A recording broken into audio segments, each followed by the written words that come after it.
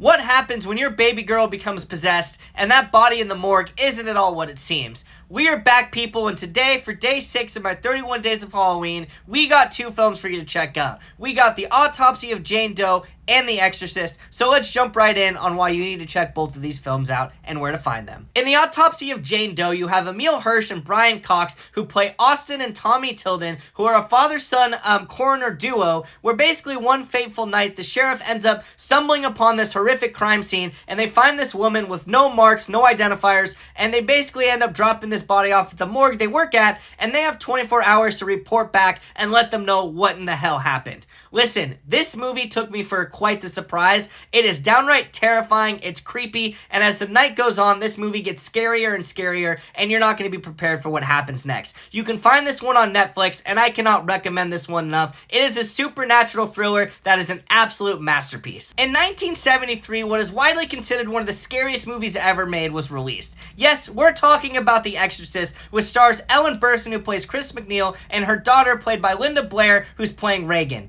The movie follows this story of this young girl who basically ends up getting possessed, and her mother gets more and more worried, so she hires the help of the church to exorcise the fuck out of this demon, only this demon doesn't want to be exorcised. What makes this movie so goddamn scary is the fact that it was the first possession story of its kind, and that it targeted a young girl, which was unheard of at the time. The things that they do in this movie, I don't know how they got away with, and it's still haunting some of the imagery that is utilized in this movie. It's creepy, it's terrifying, and honestly, there really isn't anything like it, and no possession movie has ever come close to being as good as The Exorcist. So, with that being said, you can find this one on Max, and I hope you enjoy both of these wonderful films.